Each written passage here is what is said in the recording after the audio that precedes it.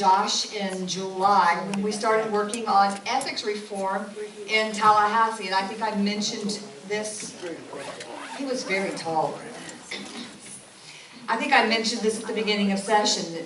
We had Josh and Dan Krasner with Integrity Florida working with us on ethics reform on a local basis. And it was a very good relationship, and we're still working on it. And we appreciate the support that Josh and his organization have given us in implementing ethics reform. Josh is the director and founder of Represent.us, a national nonpartisan organization building broad grassroots political support for sweeping anti-corruption reform. Josh leads 3 primary program areas: creative online multimedia campaigns, which I hope we see, on-the-ground grassroots organizing, and city and statewide anti-corruption ballot initiatives and charter amendments, which we're working on in Tallahassee. Prior to founding Represent.us, Josh was the president and co-founder of Pre-Press, the nation's largest media and technology public interest organization. He was the campaign manager for the successful 1998 Arizona Clean Elections Ballot Initiative and director of development for the cultural aim of the Smithsonian Institution. He has published extensively on media policy, campaign finance, and other public issues. And Josh is playing with his Apple computer right now.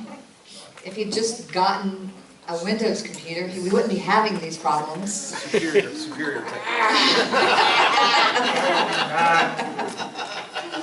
Thanks, Heather. We're good. Oh, you're good, great. We're good. Let's welcome Josh. Thank you. I'm going to ask everybody, if you don't mind, if you could, right here. If you guys, on the weights, can you bring it in? Because I hate to bother you, but this is a very video-heavy presentation. You don't like talking to the FTC. I know, yeah. Well, no, I don't mind that, but I do want you to see it, because it's all about the video. You're not even looking at me, even though I wore a tie for this. Okay. Yeah, right there. Or a tie. All right. So, and what I'd also ask is if somebody's got access to the light switch, I'm going to lower the lights even a little bit, because it really is about the video. All the way across? Josh? That'd be great, yeah, if you don't mind. That's good, that's good.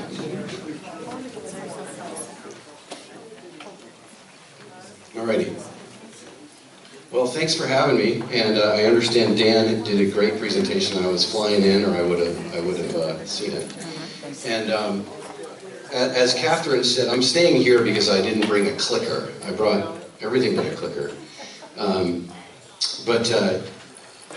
As Catherine said, Dan Krasner, Catherine, and several other people and I have been working on this ethics effort in Tallahassee, but it's part of a national effort. And so what I want to talk to you all about is about this vexing problem of money in politics and how we think there's a way to actually win.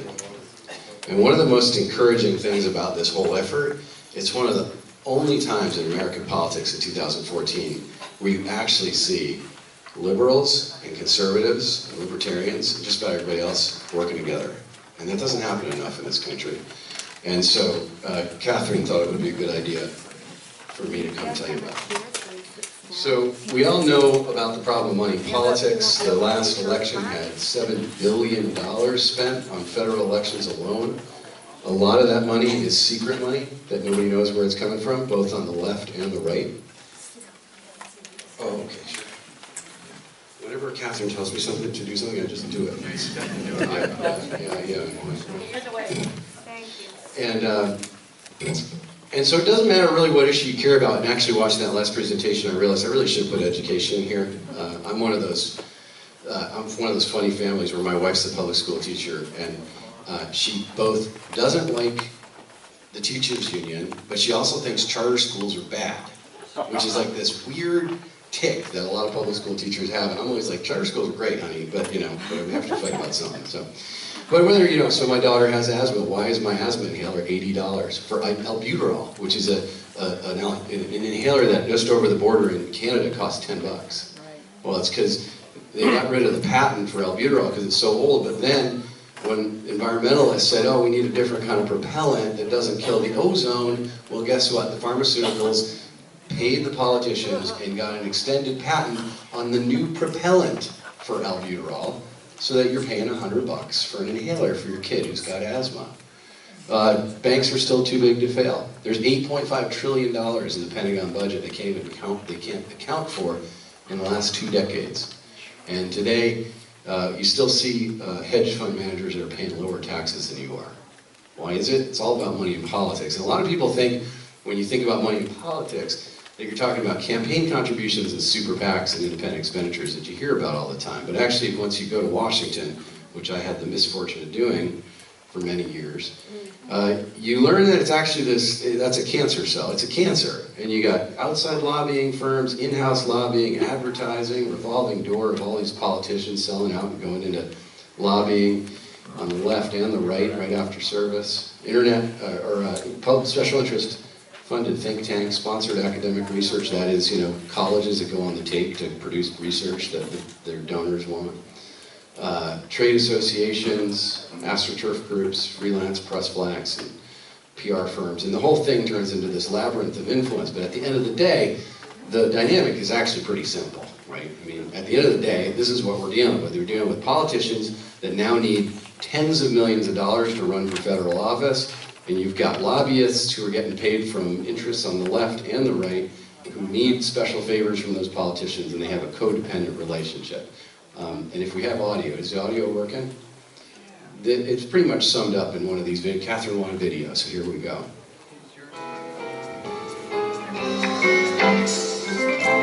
Senator Grubin! Jimmy had some Fox. I know. How's my favorite lobbyist, Jim? I can't complain. Good. What took you so long, huh? Ethics committee hearings. You gotta do one of those poker apps on your phone. Hey? Yeah. Hey, I was thinking... 1334? Yeah, we've got Senator Beasley on it. Dude's right. That's a solid pick. Speaking of the right pick, Ben Affleck. Great chin. Yeah, fantastic chin. Epic chin. You guys perfect for Batman. 90% chin anyhow. so anyway, about 1334. I understand. You hate it. Your constituents hate it. I hate it. Everybody hates it. Look at Ben Affleck hates it. But listen, my client's hot for it. It's going to be a tough sell. You know, it is an election year.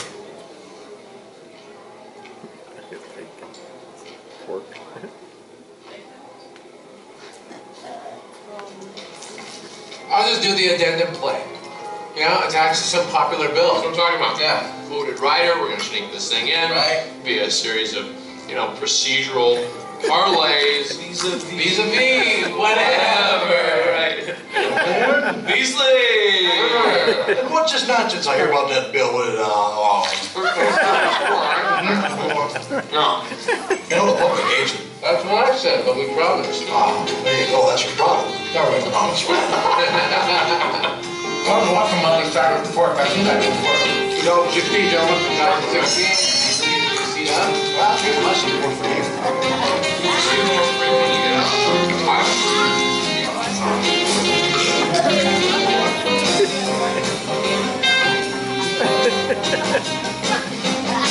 Hi. I have something to say, actually, about that bill. I have these petitions.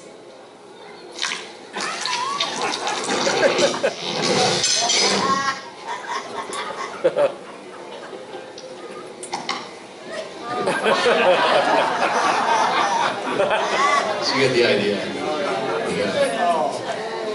And we'll get to a little bit why these kinds of videos are particularly important now. But so the question is, after the laughs are over, the question is how do we do this? How do we take the government, which is essentially turned into this, and get back to something more like this, at least the democracy we're taught about in school? Because the problem that we have on money in politics is we're talking about getting the fox to put a lock on the hen house, and as a result, every year you see this, right? Same thing. You've got campaign finance reforms introduced, it's got no chance of passage, the fox won't do it. Meanwhile, people are fighting for constitutional amendments to change the Constitution, but all the while it takes 2/3 of the Congress to pass the constitutional amendments, 3/4 of the states. It's why it's so hard to do that, and really all this can make the most optimistic person rationally cynical about this issue. So I went to my private library, which actually this is Hearst Castle, and And we came up with 6 strategic assumptions about what is needed to actually win on the issue of money in politics. The first thing is, politicians are only going to act if you force them to. There's no cajoling. For too long, this has been the face of good government, you know, trying to make things better. Yeah, please do this. When the guys that are getting things done, like the NRA, they're pretty straightforward. Like, you know, either do it or we're going to get you out of office. Like, we're going to vote you out. I think the same could be said for the Tea Party. It's one of the most effective things it did, was it started with that strategy, and it's part of why it rose so strongly in the, 5-10 years ago. So the number 2 thing would be the political leverage to require political movement, and I think that's pretty clear too, again, for the Tea Party, but you could say this about civil rights and other issues, that if not for the grassroots movement building that happened, where people got out on the streets and actually made themselves visible, you don't get political power without doing that. Number 3, the movement has to be transpartisan. If you look at a chart of this country, this is how do people self-identify. This is the last 22 years: 40% conservative, 35% moderate, and 21% liberal. And so this is a situation where, in order to force a fox to put the lock on the henhouse, you better have most of those people. And when you look at the numbers, over 3/4 of self-identified conservatives want to reverse the Citizens United case from 4.5 years ago that said that super PACs should be able to spend whatever they want. Moderates 81%, liberals 85%. Number 4, we need bold, comprehensive reform that actually fixes the problem.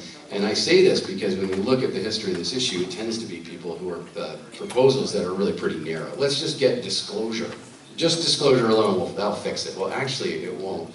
And as this Professor Lawrence Lessig, who will come up later in the presentation, as he said, money in politics is a cancer, and cancer doesn't cure itself. It won't be cured by tiny little ideas. And then there's the other problem too, which is the idea of false victory, right? Which is, if you look at, say, the McCain-Feingold bill, which Senator McCain and Senator Feingold pushed through, a lot of people thought the problem was solved. In many ways, they just made it worse. So you have to watch out for that. Number 5, it's corruption stupid. What do we mean by that? Campaign finance reform. Nobody cares about campaign finance reform. Nobody.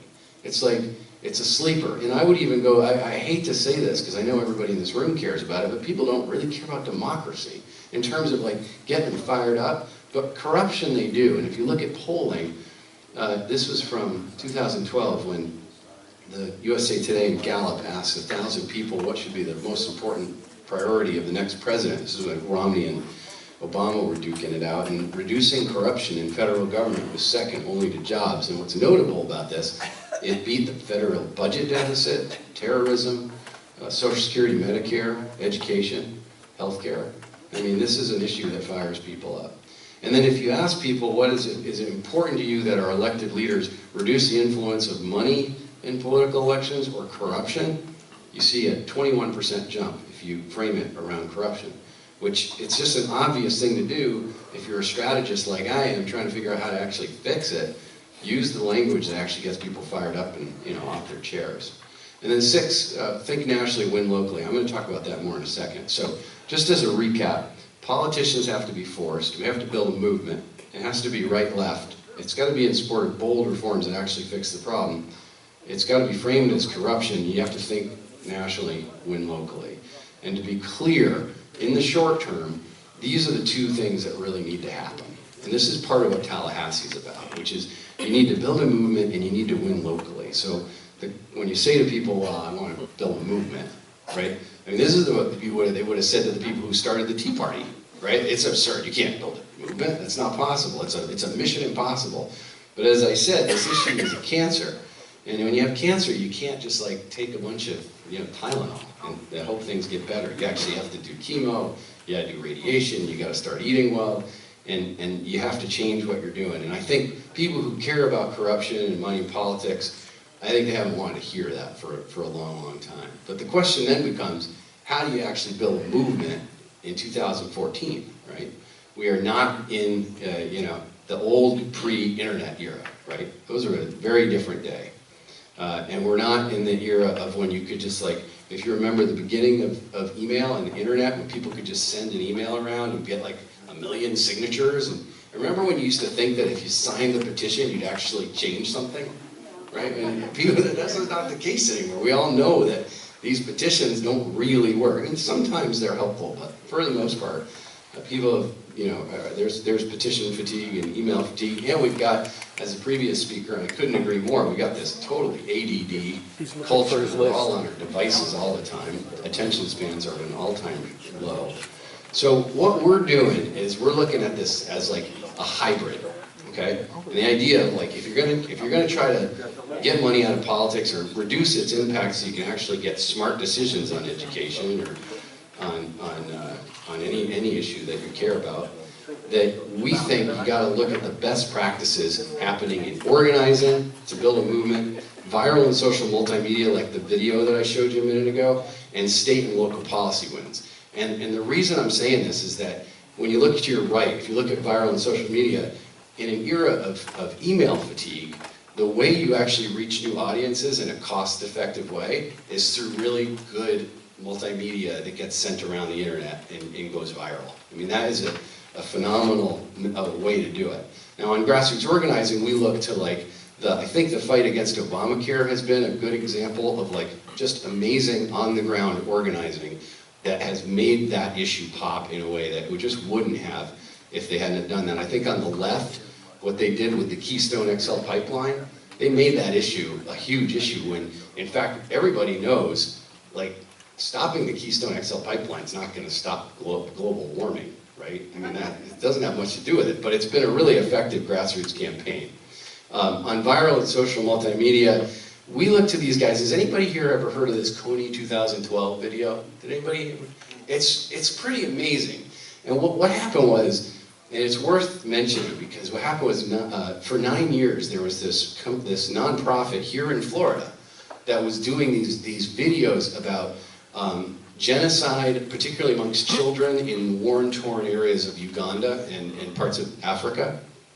But they weren't really getting any traction, and they weren't getting anywhere. They were trying to stop the genocide, but nobody was paying attention, and they couldn't get anyone's attention. So what they did is they made a video where they actually started doing kind of organizing in the United States, like going to Congress, getting big groups of school kids going, and like documenting both the genocide in Africa, but also the effort here in this country to fix it. And they made a 30-minute video. It went viral, and it had 5 million tweets on Twitter in the first week. It had 100 million YouTube views in 1 week.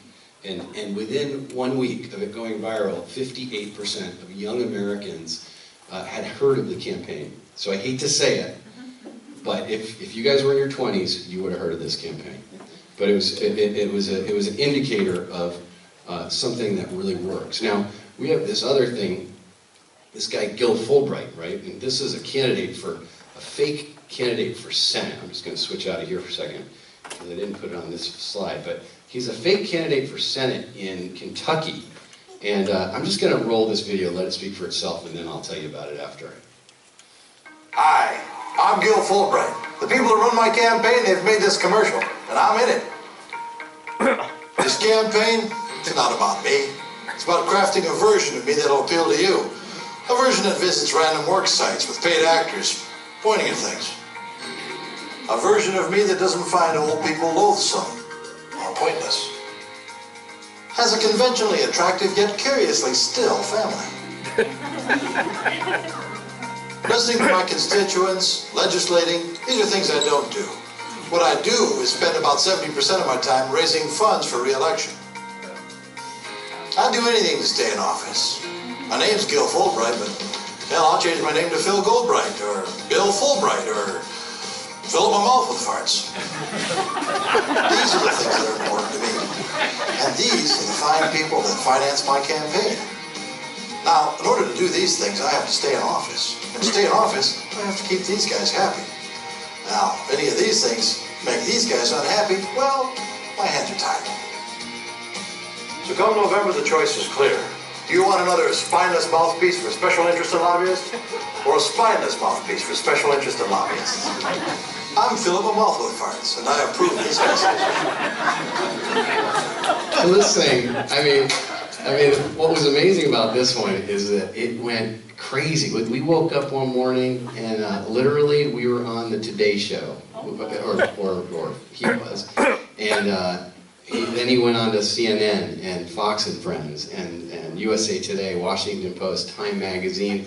It went like wildfire. Hundreds of thousands of people watching this thing. Literally, he became a household name in Kentucky this year in a week. And it really has been amazing. But again, it shows you that you can get huge profile and coverage and make an impact on the public debate affordably. It costs us less than $10,000 to make the video, get the actor, get him to Kentucky. I mean, in the big picture, it's really quite remarkable. And then the other one would be state and local policy ones. And this is an interesting one. And this one we're going to spend a little time on. If you look strategically, I don't care, don't think about the issue. I don't care about the issue. I want you guys to have your political strategist hat on for a second here. Marijuana legalization, gay marriage, but get this. You gotta not think like a sports fan. I'm not talking about those issues, right? I'm talking about I'm from New England, I like the Patriots. But I'm talking about the Patriots' style of offense. I'm not talking about the team, right? And the key is that those are issues that were going nowhere 20 years ago. And the strategists, and that's what I care about here, the strategists behind those issues said, let's take these issues and let's start moving them at the city and state level.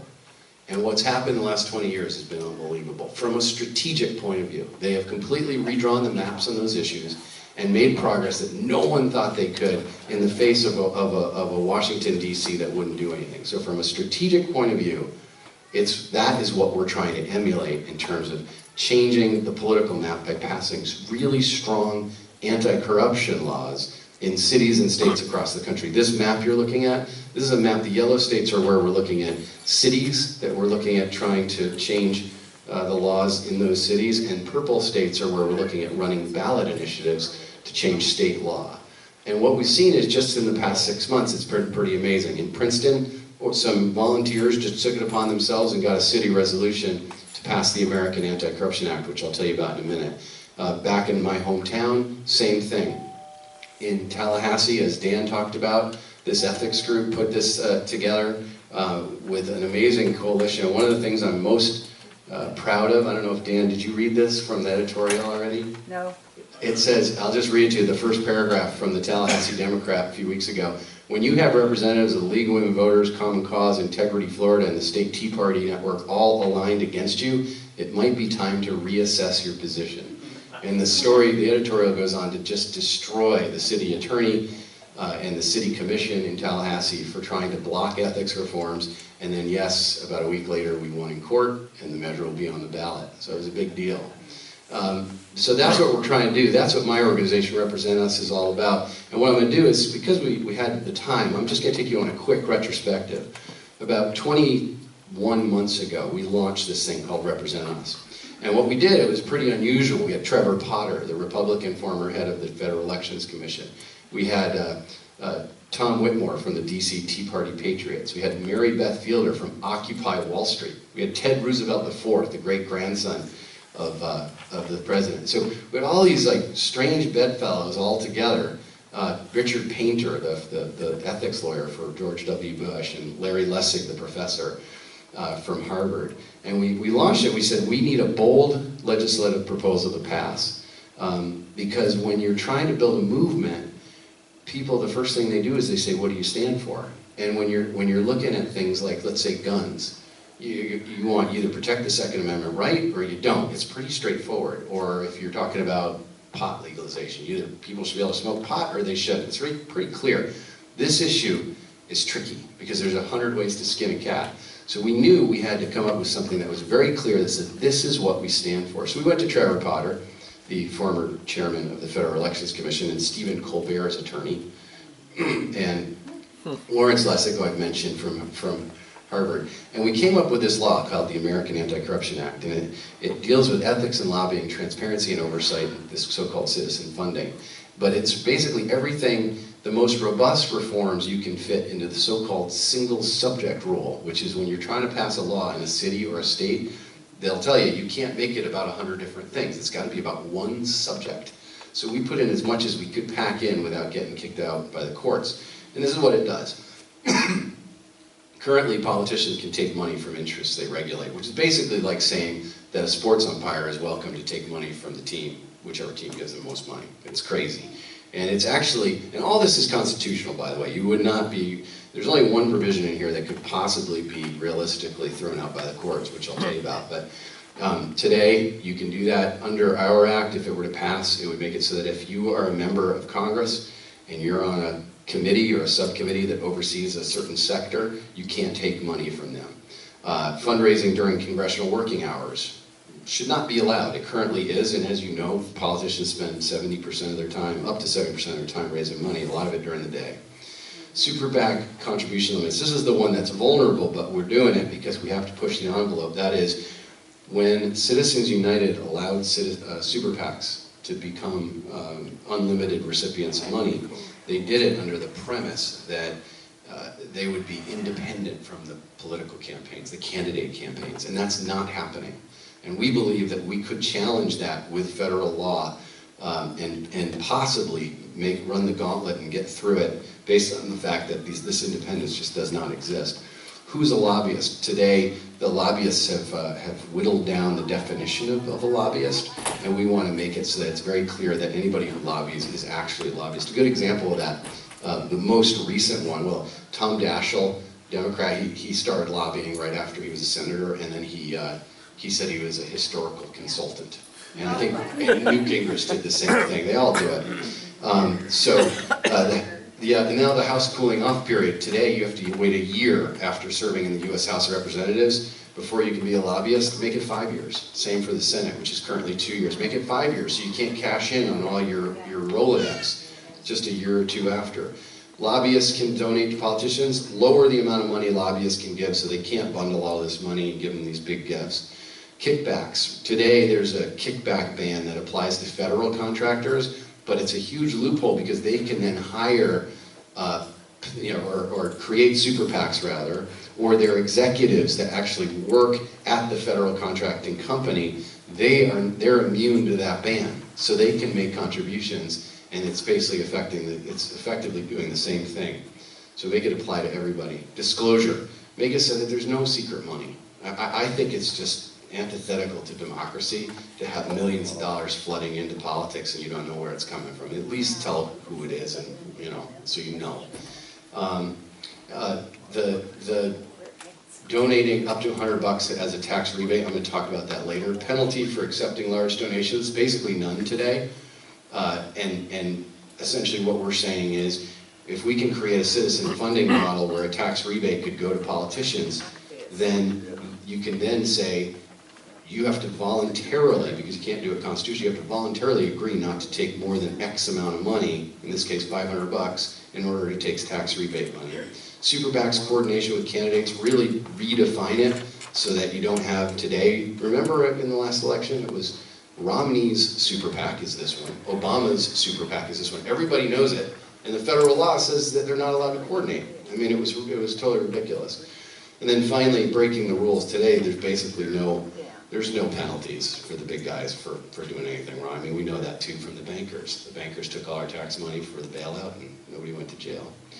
So we set out with this law and we said we're going to get 1 million citizen co-sponsors in support of the act.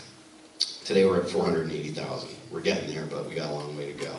And we said what we're going to do is we're going to get politicians on the record as for or against this bold anti-corruption act, and if you're for it, you're our friend, and if you're against it, you're our enemy. And we're also going to pass state and local laws. And we set out to do this 435 campaign, get politicians on the record for or against reform, kind of create this new binary. And the binary, I think, and I know a lot of you would agree with this, it's actually more meaningful than this silly Democrat-Republican thing, which I think, for me, it means less and less. For me, I'm done. I just think it means nothing, and I think 90% of them are corrupt on both sides of the aisle, and I just want nothing to do with it. And I would submit that this is kind of what our politicians have become, and I mean it. I mean, we are at a point where they're so addicted to money that it completely compromises them and ruins them. And it affects both sides. I mean, this is what we're dealing with. It's like, and in case you think I meant to put Boehner on the right where the drug guy was. I figured I'd fix that. So it's either way. It doesn't matter. It doesn't matter. It's the same deal. And we're at a point now where I think this is the most glaring thing is we, the people, start fighting with each other over the scraps. And you know who's winning? Like, look at this right here. Look, this is a rally where you got Tea Party guys duking it out with union guys, right? Fighting hard, while these guys are laughing all the way to the bank, literally. And these guys are kind of figurative, right? I mean, whoever's got the most money they're coming out pretty. They've got houses on 6 coasts, and they've got record, bonuses within 6 months of us bailing them out with our tax money, and we're all fighting with each other. And it's got to stop, and we got to change and create this new binary. So at any rate, we set out to get politicians on the record, as for or against it, and then 2 things happened. 2 really important things happened. First of all, this guy who I keep mentioning, Larry Lessig from Harvard, he said, I'm going to do that first thing that you want to do, getting politicians on the record as for or against reform. I'm going to call it the Mayday PAC, and I'm going to raise $12 million to try to unseat bad guys and to support good guys in the 2014 election. And within 2 months, this Harvard professor raised $12 million online from, I think, 17,000 donors. I mean, it was unbelievable. It took the country by storm. It was really pretty amazing. And at the same time, a little bit before that, we had a game-changing moment ourselves. And that was, we realized that these anti-corruption acts that we're working on, like the one in Tallahassee, are really, really popular. Like way more popular than you ever could imagine. Like when we polled this on a national poll in December of last year, 89% of Americans support them. And when you look at the breakdown between the right and the left, that's pretty stunning. This was a Montana poll we did two months later. 83% of Republicans, 85% of Democrats, 81% of all voters. And we had a pollster, Paul Harstead, who said, in over 30 years of polling, I've never seen such high levels of support ever for an initiative. And one of the most amazing things was when you read the people, the pros and cons. So if you describe the initiative to them, you got 81% support. But then if you describe the pro argument and then the argument against the law, your support went up 5 points to 86%. And that was with pretty tough anti-language because we didn't want it to be a push poll. So we realized this is really popular, and what's particularly popular are these 3 provisions: prohibiting politicians from taking money from interests they regulate, putting tough limits on unregulated super PACs, and reducing how much money lobbyists can give to candidates, political parties, and committees. Now, keeping in mind, this is our federal version. When we do these in cities and states, we don't do a cookie-cutter approach. And for example, Tallahassee actually doesn't have a few of these because they don't apply. Like, you can't do super PAC regulation in the city of Tallahassee, and you can't really even do number 1. We did lower contribution limits from 1,000 to 250. But I want to talk about this tax rebate, and I want to do this in part just for Catherine's sake, because what we find is there's a provision in this that says, and it's not $100 in Tallahassee it's $25 tax rebate. And essentially what it is it's a piece of this that says, rather than pay this last $25 of taxes that you normally do, you can direct that $25 to a politician of your choice. Now, the first knee-jerk reaction to that I had, and that most rational people has, is, I don't like tax money going to a politician. It doesn't feel right. But I've been now in and out of this issue for 17 years, and I've watched this happen across the country with all these experiments, and I've seen firsthand that you have to have both the ethics and the transparency reforms, and you have to have this tax rebate type citizen funding, or else it just doesn't work. We've just seen it across the board. If you do one without the other, it's a failure, and this is why.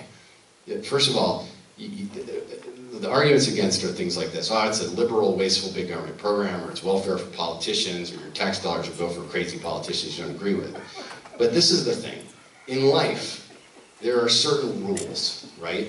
Now, one rule that I know I'm going to have, I've got little kids, they're 2 little daughters, 3 and 5, but when they're this age, they're going to have a curfew, right? Like, it's a rule, it makes sense. Now, regardless of your view of government, like, there's certain things in government we need, I would argue. Like, we need cops. right? Like we need to have like some law and order. We need our roads to get fixed. Like these are basic things. And I would argue that what we're doing around this notion of a tax rebate or a democracy voucher, as I call it, is akin to cops and roads. Because when you got guys like this that are running your country, actually I'll back up. Maybe this is a little severe.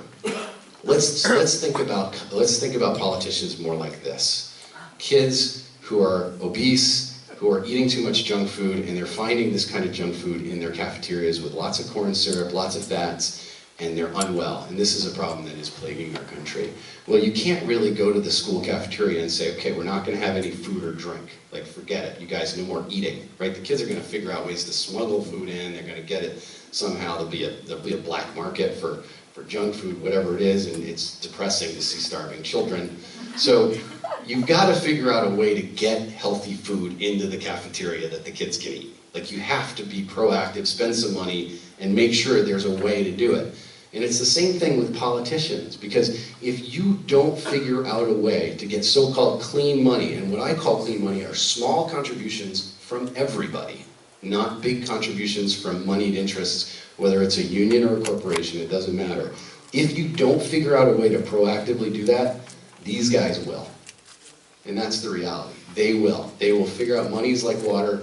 It finds cracks, it gets in, through a super PAC, through an independent expenditure, through a secret donation, it does it. So you've got to figure out a way to change the play and get clean money into the system. And then, while you're doing it, you basically take a proposal like the Anti-Corruption Act or what we did in Tallahassee, you throw the popular ethics reforms and the transparency out in the front of the parade, you put the citizen funding in with it, and there you go, 86% approval. Tough new laws that can be passed and replicated across the country in a map similar to the one that we've got. So that's kind of what we do. Now I'm just going to show you a couple other things. Catherine, how are we doing on time? We're doing fine. Good. So we went to K Street, we did the K Street 5K. We did a walk run down Washington's most famous lobbying corridor with all these people dressed in money suits. And at the end we had somebody from the Tea Party and somebody from MoveOn.org give a speech. How often does that happen? We went into the most corrupt state legislatures, 4 of them. You can see me up there with the blue tie, same tie I'm wearing right now, throwing fake money on the heads of the politicians in the legislature. And one of them was really pleased to get one. And every time we did it 4 times. We did it in, where did we go, Michigan, all really corrupt places, Michigan, Albany, I can't remember, a few, it's been a year. And we kept, yeah, New York, but Illinois, we did Lansing. But each time we thought we were going to get arrested, but we never were. They always just kind of like, let us walk out, and there we go. We threw money on tops of all these guys. Another thing we did, one of the chief fundraiser for the DCCC, the Democratic Congressional Campaign Committee, he was one of the co-sponsors of, you won't be surprised here, one of the co-sponsors of a bill that literally puts the American taxpayer back on the hook if the big banks get back into shady derivative trading. And the House passed it. The House passed it. Never heard anything about it, but the House passed it. We were so appalled. We were like, this just isn't right. We got to do something. So one of our guys decided to intercept this congressman in Hartford, Connecticut, at an event. I didn't include the entire video, but I'll give you the best part. Representative Hines, hi. I just want to thank you for your leadership on HR 992. I really appreciate it. I lobby on behalf of Citibank. Oh, crap. Oh, this is so embarrassing. Crap. Something could have done as a private show. Oh, God. Thank you. Just take, carry whatever you can. That's fine. Yeah, we'll get it to his pack, actually. It's all good. It's actually totally legal, so...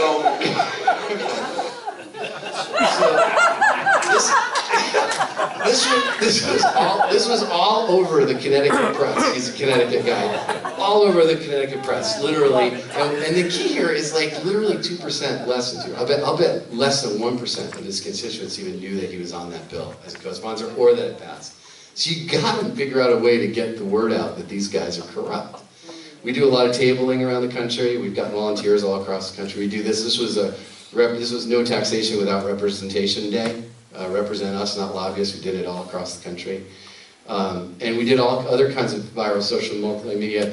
One other thing I'm going to show you is, of course, this was Gil on Today's Show. We also do more serious multimedia. I want to just give you this is a short clip that I think, this is all good and funny, but this is more serious, and this often resonates, particularly with older crowds.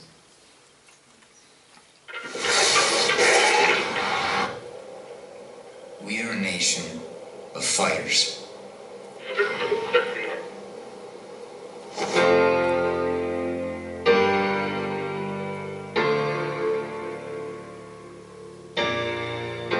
Every freedom we have, we've earned.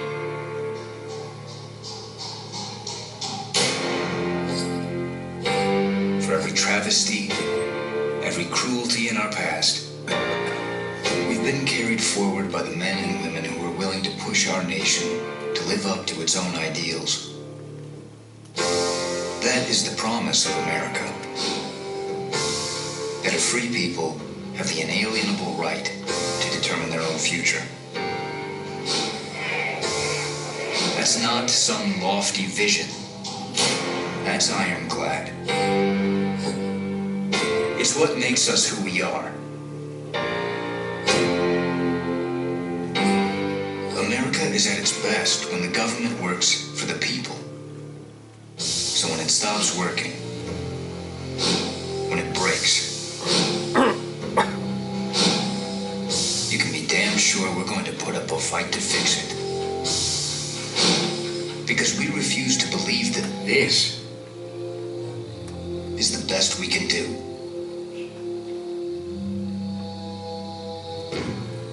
That this is somehow the will of the people.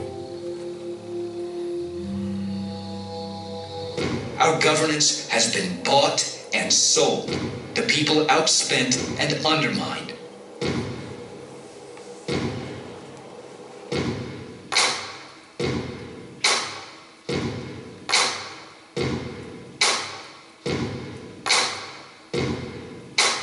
A system designed to represent the people has been reduced to a luxury that few can afford. Enough. A government of, by, and for the people is not some idealistic fantasy. It's non-negotiable. So we're building a movement against corruption. A movement that will force our government to make a few simple changes. No more rewriting laws for the lobbyists who funded your campaign. No more backroom deals for special interest cronies. No more pandering to your donors to stay in office. So if our leaders won't take a stand against corruption, we'll find new ones to represent us. We are a nation of fighters. We are Americans. And when we stand together as one nation, indivisible, nothing can hold us back. Now this, know your audience, right? This was at a Amnesty International mega concert in New York City. So it is a little bit, we tweaked it a little bit liberal, but this is, I think, this video has been seen something like 500,000 times on the web and has really resonated with young people. Our demographic research shows that young people love this video. And then just a few last little pieces and then we'll wrap up. Social media, Facebook, we now have 200,000 likes, which is pretty solid. We do memes that kind of show sort of, you know, all kinds of connections to different issues. A lot of people are really bent out of shape about the banking industry and the Uber hedge fund guys that are just getting away with murder. Really with both parties. I think more so with Democrats right now because they're in power, but it's pervasive. And then the last thing I'll just say before we wrap is that you may go home tomorrow or whenever and say, oh, this guy, you know, he talked about this money politics stuff, but it's just impossible. It's not going to work, you know. And he's smart, he's well-intentioned, and seems like a cool idea, but I would submit, you know, it might seem like trying to fit this drum in that door, which doesn't seem like it's going to work. But I would submit to you that this issue of money in politics really is like an asteroid coming towards Earth. That literally no issue, virtually no issue that we care about, it doesn't matter whether you're on the right or the left, literally, it's getting skewed or blocked by this problem. And we ignore this issue of money in politics at our peril, because I think at the end of the day, it's a little bit like that stupid movie, sorry if you're a Ben Affleck fan, but Bruce Willis, but Armageddon, where there's this asteroid that's coming towards Earth and it's gonna kill everybody. And the president gets all these pitches like, we can do it, we can knock the asteroid out. And finally he gets this crew and they give him the least ridiculous idea. They're gonna put a nuclear bomb on the asteroid, blow it up in midair, you know, and divert it from its course. And so they say, okay, we're gonna go with these guys. I think that's kind of, in an effort to stop this Sisyphusian, right? This is like all of us trying to work on our issues and just getting beat all the time. But we're basically going to take the least crazy idea and we're going to say, let's go for it because it makes the most sense out of a bunch of mediocre ideas. This one is the smartest. And I think that's what we've done here. I think we've come up with the smartest idea in a menu that doesn't present any home runs, anything that's just totally obvious.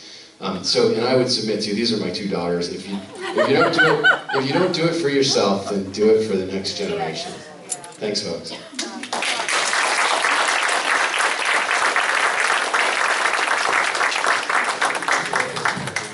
Should we do a quick Q&A? How are we doing for time? Yeah, go ahead. We've got 15 minutes, and you guys are tired. We can make it 5 or 10.